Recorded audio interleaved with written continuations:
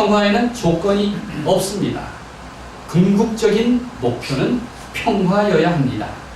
남북관계는 반드시 평화적인 방법에 의해서 또 평화적인 목표를 실현해야 합니다. 감동은 또 있었습니다. 총리 공관 앞까지 일부러 찾아간 독일 교민들에게 대통령과 독일 총리가 가까이 다가가서 악수하는 장면이었습니다. 제가 독일 교민들의 처지를 알기 때문에 그것이 더 가슴에 와 닿았습니다. 정식으로 초대받은 간담회 오찬장뿐만 아니라 거리에서나마 얼굴을 보고 환영하려는 사람들, 누구 한 사람도 소외시키지 않으려는 그 배려도 보기가 좋았습니다. 해외 동포들은 고향 까치만 봐도 반가운데 오죽 반가웠겠습니까? 720만 해외 동포에 대한 정부의 태도도 친화적으로 바뀔 것이라 그런 기대를 해봅니다. 저는 대통령의 말과 행보에서 요셉의 꿈을 보았습니다. 평화를 말하고 또 그렇게 행동하는 사람들은 누구나 요셉과 같습니다. 우리 색동교회는 어떻습니까? 젊고 따뜻하며 평화로운 교회. 우리 교회가 평화를 담고 있기 때문에 우리 역시 요셉의 꿈을 지닌 교회입니다. 믿습니까? 예전에 우리 교인이 들려주신 이야기입니다. 그분은 1960년대 초에 독일 광부, 화독 광부 이진으로 독일에 왔습니다. 그러니 아주 굉장한 선배죠. 공항으로 배웅 나오신 아버지가 먼 길 떠나는 둘째 아들의 손을 잡으면서 이런 말씀을 하셨답니다. 지수야, 너는 우리 집안의 요셉이다. 너는 우리 집안의 요셉이다. 그는 평생 독일에 살면서 요셉에 대한 소명을 잃지 않았습니다.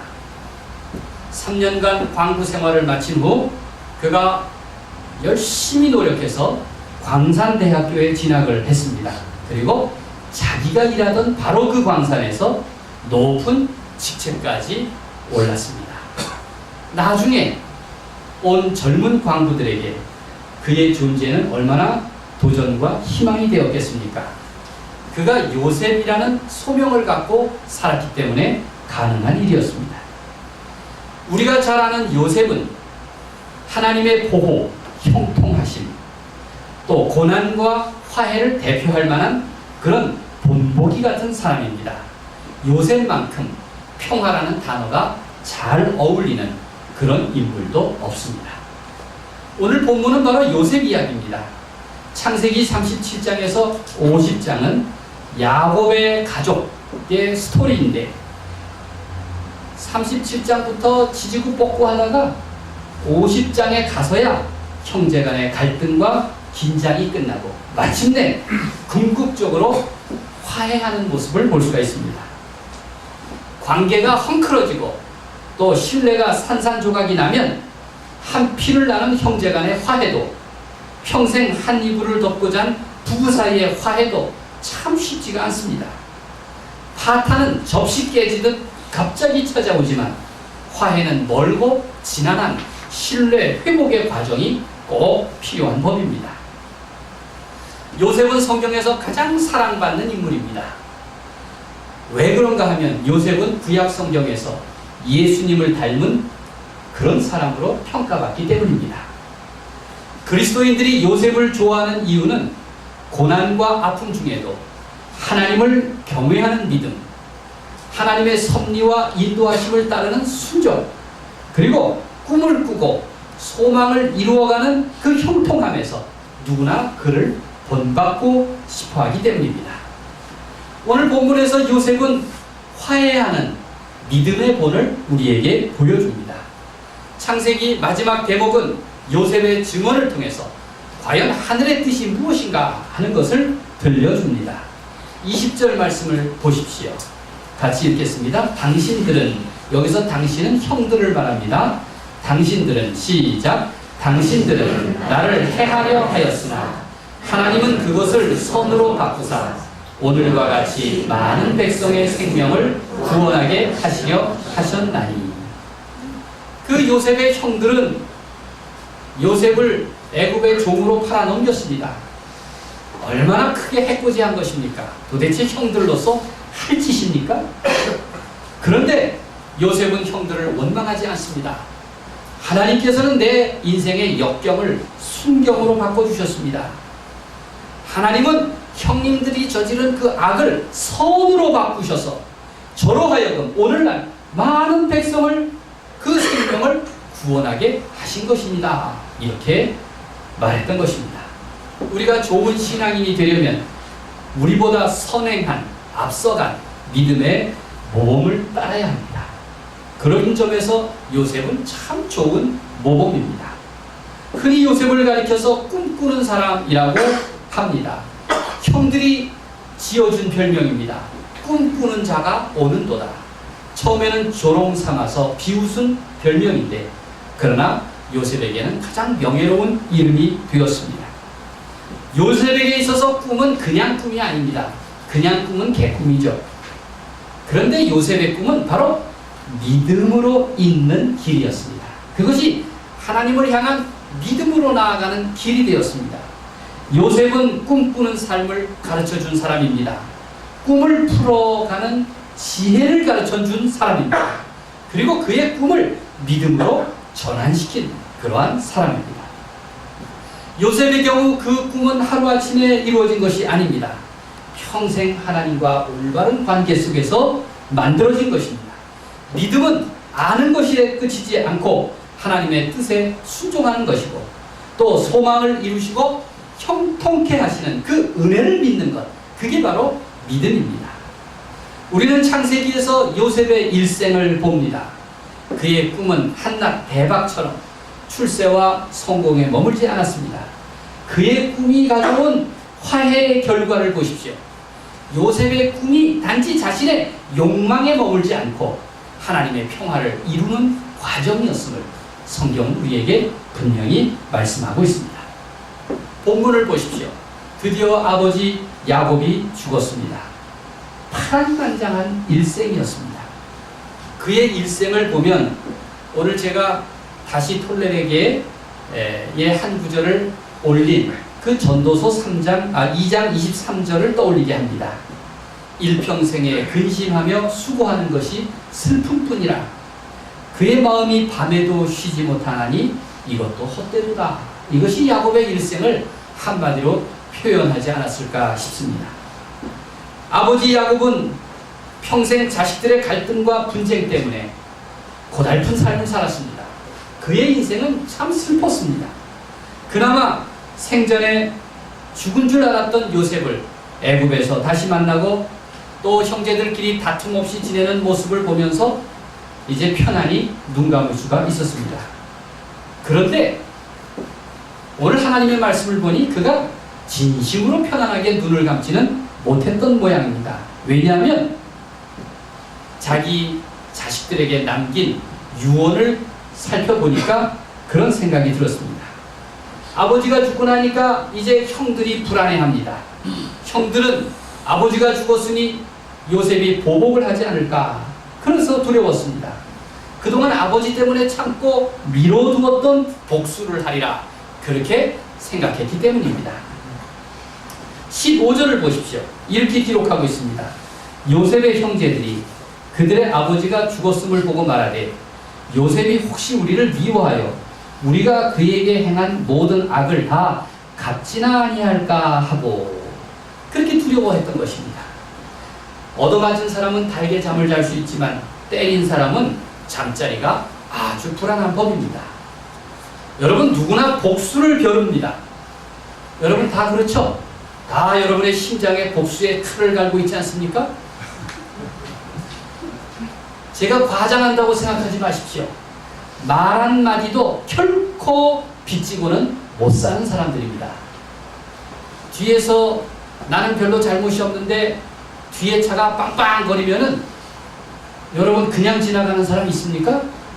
그 사람을 한번 홀기고 지나가야 직성이 풀립니다.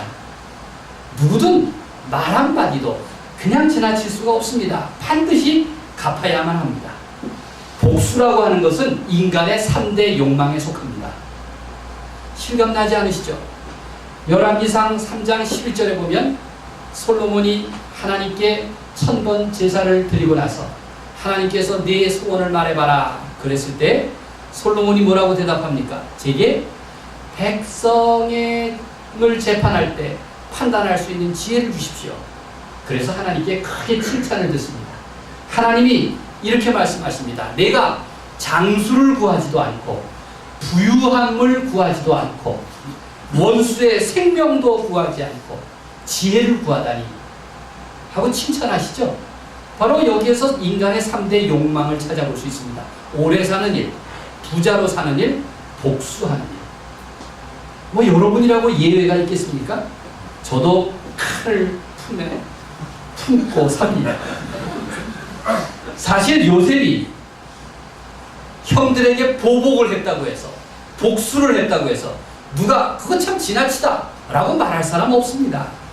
당시 관행은 눈에는 눈, 이에는 이입니다. 더더군다나 그 시대는 모세의 율법을 받기도 전일입니다. 그럼에도 하늘 역사를 이어갈 믿음의 사람 요셉은 복수는 하나님의 몫입니다. 그렇게 말하면서 두려워하는 형들을 위로했던 것입니다. 요셉과 형들의 악연을 돌아보면 차라리 원수만도 못한 짓이었습니다. 형들의 행동은 얼마나 나쁘끄러운 일입니까? 돌아가신 아버지의 말을 앞세워서 간접적으로 동생에게 용서를 구했습니다. 두려워서 빌고 또 빌었습니다. 심지어는 자신을 종이라고 그렇게 몸을 낮췄습니다. 그때 요셉은 형들이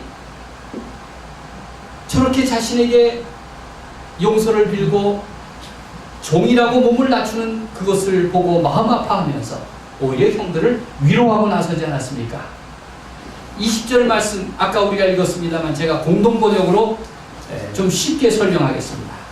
나에게 못할 짓을 꾸민 것은 틀림없는 형들이요. 하지만 하나님께서는 도리어 그것을 좋게 꾸미시어 오늘날 이렇게 뭇백성을 살리지 않으셨습니까? 이렇게 말합니다. 형들은 못할 짓을 꾸몄지만 그러나 그것을 좋게 꾸미신 것은 하나님이십니다. 하나님은 그 악을 선으로 바꾸셔서 결국은 뭇백성을 살리게끔 하지 않으셨습니까? 그렇게 말합니다. 요셉은 인간 역사에 드리워진 수많은 어둠과 마주했지만 그러나 결코 외면하지 않았습니다. 그런 요셉에 대해서 하나님은 더 큰 하나님의 뜻을 알게 하셨고 또 하나님의 역사를 이루어가는 도구로 삼으신 것입니다. 21절 말씀을 같이 읽겠습니다. 당신들 시작. 당신들은 두려워하지 마소서. 내가 당신들과 당신들의 자녀를 기르리이다 하고 그들을 간곡한 말로 위로하였더라. 여러분 요셉의 말을 들어보니 항구적인 평화가 이제 이루어진 것 같습니다. 야곱의 12아들들 간에는 이제 요셉이 용서함으로써 이제 항구적인 평화가 정착된 것입니다. 형님들 두려워하지 마십시오. 내가 형님들과 형님들 자녀들까지 다 책임지겠습니다. 다 책임지겠습니다. 이렇게 요셉이 선언합니다. 참 오늘 우리들의 삶을 비추어 보면 늘 사소한 한마디도 그냥 넘어가지 못하는 우리들의 마음에 비추어 보면 꿈 같은 얘기입니다. 성경은 이렇게 현실이 되는 꿈 이야기로 가득합니다. 꿈꾸는 사람, 형통한 사람, 화해의 사람. 그래서 누구나 요셉을 좋아합니다. 요셉의 꿈은 결국 모두에게 하나님의 섭리를 일깨워주는 그런 꿈이었습니다. 요셉의 꿈은 결국 모두에게 하나님의 평화를 나누어주는 그런 꿈이었던 것입니다. 요셉은 겨우 17살에 노예로 팔려 낯선 애굽 땅에서 이방인으로 살아갑니다. 그 요셉의 서러움, 요셉이 겪은 박해, 그 심정을 누가 다 헤아리겠습니까? 여러분, 외국에서 디아스포라로 살아가는 사람들의 그 서러움, 그 눈치, 그 아픔, 사실 고향과 자기 나라에서 사는 사람들은 다 이해할 수가 없습니다. 고향과 아버지를 떠나면 누구나 다 서글픈 이주민 신세가 되는 것입니다. 독일에는 독일 사람만 살지 않습니다. 다른 민족들이 참 많이 어울려 삽니다. 저희가 살던 복음대학교 대학가의 아파트에는 그 동네만 120여 나라 국적을 가진 사람들이 산다고 했습니다. 120여 나라. 저마다 남의 나라에서 이주민의 고달픔을 느끼면서 살아갑니다. 서로 다 이방인들이니까 사실 서로가 서로에게 무척 친절한 그러한 동네였습니다. 저는 한국에서 우리나라에 와서 살고 있는 외국인을 볼 때마다 저 사람들도 다 자기들 집에서는 요셉과 같은 사람들이구나 하는 생각이 듭니다. 그런데 현실은 꿈과 같지 않습니다. 꿈처럼 쉽지가 않습니다. 건강을 잃고 나서야 건강한 삶에 대한 간절한 소망을 지니듯 평화롭고 화목한 삶을 잃고 나면 비로소 그 화해와 평화가 얼마나 소중한가 하는 것을 알게 됩니다. 우리는 성경에서 화해와 평화의 삶을 배울 수가 있습니다. 예수님은 이 땅에 항구적인 평화를 우리에게 선물로 주십니다. 믿음이 무엇입니까? 여러분, 오늘의 교회가 믿음은 열심히 가르치지만 그러나 믿음의 결과 따라오는 것에 대해서 제대로 가르치지 않습니다. 성경에 보면 믿음은 하나님께서 우리 사람들의 죄의 무게와 크기를 일일이 따지지 않으시고 우리에게 먼저 화해의 손길을 내미셨는데 그것을 붙잡는 것, 그게 바로 믿음입니다. 하나님이 내미신 그 화해의 손길을 내가 받아들이는 것, 그게 바로 믿음의 출발입니다. 하나님께서는 예수 그리스도를 통해서 하나님과 사람 사이에 화해를 가능하게 하셨습니다. 영접하는 자, 곧 그 이름을 믿는 자들에게 하나님의 자녀가 되는 권세를 주셨으니, 그렇게 요한복음은 말합니다. 그 예수를 그리스도로 받아들인 사람, 믿는 사람, 하나님의 화해의 손길을 받아들인 사람, 그 사람은 바로 용서와 구원을 받습니다. 바로 예수 그리스도를 통해서 우리는 하나님과 화해하게 되었습니다. 이것이 바로 복음입니다. 이것이 바로 굿 뉴스인 것입니다. 이런 믿음 때문에 우리는 예수 그리스도 안에서 새로운 피조물이 되었다고 그렇게 고린도후서 5장은 말씀하고 있습니다. 이렇게 우리가 믿음의 사람이 되었는데, 그러나 믿음의 사람, 곧 하나님의 화해를 받아들인 사람은 이제 어떻게 살아야 합니까? 화해하는 사람은 이제 예수 그리스도의 사절이라고 그렇게 성경은 말합니다. 우리가 화해를 받아들인 사람답게 이 세상에서 갈등과 다툼, 불화와 미움 속에서 화목하게 한다면, 화목한 직책을 가지고 살아간다면 누구나 다 예수 그리스도의 친구가 된다고 성경은 말씀하고 있습니다. 하나님께서는 너희가 나와 화해했다면 세상에 나아가서 화목하게 하는 직분을 가지고 살아라, 그렇게 말씀하십니다. 여러분, 믿음에는 반드시 화해의 사건이 뒤따라야 합니다. 믿음은 반드시 평화라는 열매가 맺어져야 합니다. 하나님께서는 우리를 시켜서 평화롭게 하도록 권면하셨습니다. 그래서 사도 바울은 이렇게 말합니다. 고린도후서 5장 18절에 모든 것이 하나님께로 났으며 그가 그리스도로 말미암아 우리를 자기와 화목하게 하시고 또 우리에게 화목하게 하는 직분을 주셨으니, 하나님이 우리와 화해하셨고 우리에게 화해하게 하는 직분을 맡겨주셨다. 이게 바로 복음입니다. 우리가 이러한 믿음을 가졌다면 바로 평화를 위해서 일해야 합니다. 이것이 궁극적으로 하나님과 화해하는 길입니다. 하나님과 화목하는 일이야말로 내가 나 자신과 화해할 뿐만 아니라 이 세상에서도 평화를 위해 힘쓰는 일이라고 성경은 거듭거듭 말합니다. 마태복음 5장 9절에 보면 예수님께서 산상수훈을 말씀하시면서 화평케 하는 자는 복이 있나니 저희가 하나님의 아들이라 일컬음을 받을 것이라 말했습니다. 평화를 위해서 일하는 사람은 복이 있다. 그들이 하나님의 자녀가 될 것이다. 이렇게 말했습니다. 심지어 놀라지 마십시오. 예수님은 이러한 화해와 평화의 사역을 우리가 하나님께 예배하는 일보다 더 우선순위에 두셨습니다. 역시 마태복음 5장 산상수훈에 따르면 5장 23절 24절 그러므로 예물을 제단에 드리려다가 거기서 내 형제에게 원망들을 말한 일이 있는 것이 생각나거든.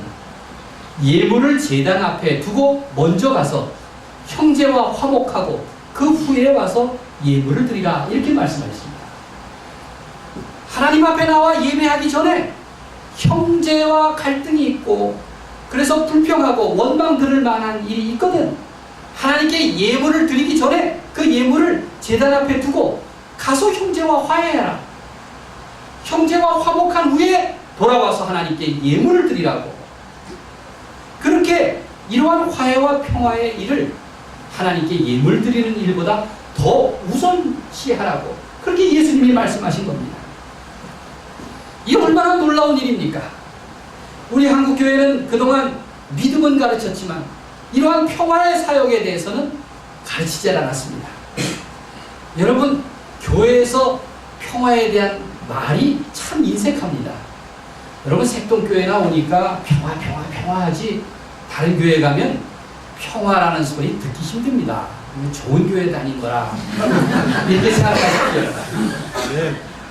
여러분, 전도할 때 색동교회 거기는 남과 무엇이 다릅니까? 라고 얘기할 때 뭐라고 얘기합니까? 아유, 교회는 다 똑같아요. 이렇게 얘기하시지 마십시오. 우리 색동교회는 정말 평화의 복음을 가진 교회입니다. 정말 우리 자신과 또 세상의 평화를 위해서 주님이 가르쳐 주신 그 믿음대로 살려고 적어도 애쓰는 교회입니다. 그렇게 살지는 아직 못하지만 그래도 말이나마 마음이나마 애쓰는 교회입니다. 그렇게 좀 자랑하시기 바랍니다. 아주 훌륭합니다. 우리 한국교회는 남과 북으로 나뉜 이 민족의 위기 또 장차 실현될 통일의 기회 앞에서 정말 소중한 사명을 지니지 않았습니까? 세상 어느 공동체가 평화를 위해서 일하라고 그렇게 말합니까? 우리 그리스도교 신앙 공동체는 그야말로 평화를 위해서 일한다면 하나님의 아들이요 딸이라고 그렇게 말씀하고 있지 않습니까? 평화를 위하는 일이라면 하나님께 예물 드리는 일조차 사선으로 하고 먼저 화해하라고 그렇게 예수님이 가르치지 않았습니까? 그런데 너무 오랫동안 우리는 우리 자신의 소명을 외면해 왔습니다. 화해와 평화 그리고 하나됨을 위해 봉사하는 교회, 바로 거기에 하나님의 꿈자리가 있는데, 한국교회에 소명의 자리가 있는데 그걸 너무나 오랫동안 외면해 왔던 것입니다. 우리의 화해가 무슨 정치적인 것이나 경제적인 것, 군사적인 것보다 못한 것이 아닙니다. 여러분, 정치적인 화해, 경제적인 화해, 군사적인 화해는 불충분합니다. 여러분, 정치적으로 악수는 쉽게 할 수 있습니다. 그러나 진심으로 화해하기는 어렵습니다. 경제적으로 보태줄 수 있습니다. 그러나 상대방의 자존심 상하지 않게 진정성을 가진 일이란 얼마나 어렵습니까? 여러분, 군사적인 것으로 화해하는 일은 또 얼마나 어렵습니까? 우리 그리스도인의 화해는 마음과 마음, 믿음과 믿음으로 이어지는 그러한 화해 사건이 되어야 합니다. 화해는 힘이나 권력으로 하는 것이 아닙니다. 오히려 힘을 내려놓고 연약함을 드러낼 때 비로소 가능한 것입니다. 예수님이 그걸 우리에게 몸소 보여주지 않으셨습니까? 예수님은 이 땅에서 가장 연약한 모습으로, 가장 가난한 모습으로, 가장 평화로운 모습으로 이 땅에 오셨습니다. 그리고 가장 모진 십자가에 달려 죽으셨습니다. 그러나 그 연약함으로, 그 겸손함으로, 그 죽기까지 사랑하시는 그 사랑으로 하나님과 사람 사이, 사람과 사람 사이에 궁극적인 화해를 이루신 것입니다. 이것이 바로 복음입니다. 총리가 된 것, 권력자가 된 것, 이것이 요셉의 성공이 아닙니다. 요셉의 진정한 성공은 그가 용서할 줄 아는 사람, 화해하는 사람, 하나님의 뜻에 순종하는 사람이 되었기 때문에 요셉의 삶을 성공적이라고 성경은 평가하는 것입니다. 구약 성경은 요셉이야말로 예수님을 가장 닮은 사람이라고 그렇게 평가합니다. 여러분, 교회사에서 예수님을 가장 닮은 사람으로 평가받는 사람이 누군지 아십니까? 프란체스코라는 인물입니다. 성 프란체스코. 그가 예수님을 가장 닮은 사람이다. 그렇게 역사에서 말합니다. 성 프란체스코에게 가장 유명한 기도가 뭡니까? 평화의 기도 아닙니까? 평화의 기도. 주여 나를 평화의 도구로 써 주옵소서. 그렇게 그는 노래하였습니다. 요셉이 형통한 사람, 복 있는 사람, 꿈을 이룬 사람이 된 것은 바로 요셉은 하나님이 나를 믿어주신다는 그 믿음과 자신의 꿈을 희망처럼 여기며 그가 평생을 살았기 때문입니다. 요셉이 형통한 사람, 복 있는 사람 요셉이 된 것은 하나님의 뜻을 바르게 지키고 참되게 살려고 애썼기 때문입니다. 그래서 역시 요셉입니다. 행여 요셉이 횡재를 만났고 그래서 형통한 사람이 되었다고 우리 자식이 요셉처럼 되게 해달라고 기도하지 마십시오.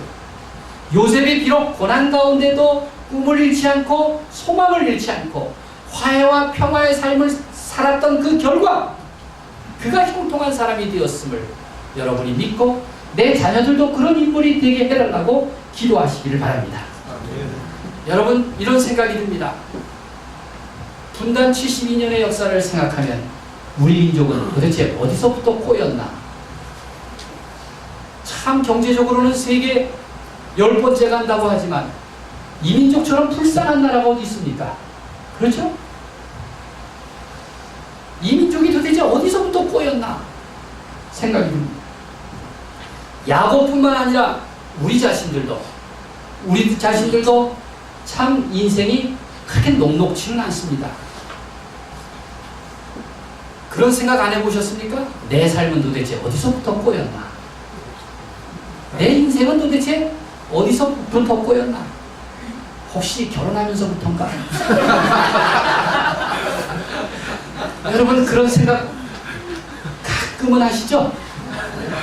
여러분, 중요한 것은 화해와 평화의 마음을 품는 일입니다. 화해와 평화를 이루려는 그 의지를 잃지 않는다면 여러분, 형통한 삶을 사실 걸로 저는 분명히 믿습니다. 요셉의 형통은 그가 하나님의 섭리를 통해 믿음의 길을 잇고 자기 울타리를 벗어나서 반듯한 꿈을 꾸고 그리고 그 섭리와 꿈처럼 화해와 고른 평화를 위해서 살았기 때문에 그가 형통하였습니다. 그래서 오늘 설교 제목이 화해하라 형통하리라 입니다. 화해하라 형통하리라. 모든 꼬인 것은 여러분 그것을 풀어야 합니다. 그 푸는 게 뭡니까? 용서요 화해입니다. 그리고 평화로운 삶을 살아가는 것입니다. 사랑하는 여러분, 요셉처럼 그런 형통한 사람, 복 있는 사람이 되기를 간절히 바랍니다. 늘 하나님과 매일매일 올바른 관계를 점검하면서 사십시오. 내가 정말 화해의 사람인가? 내가 과연 믿음의 사람인가? 내가 믿음의 사람인가? 점검하면서 사십시오. 그리고 화해하고 형통케 하는 그러한 복을 누리시기를 바랍니다. 하나님께서 우리의 믿음 때문에, 꿈 때문에, 화해하게 하는 그런 마음 때문에 우리 민족이 형통하고 내 삶이 복을 누리는 그러한 삶을 살기를 우리 주님의 이름으로 간절히 축원드립니다.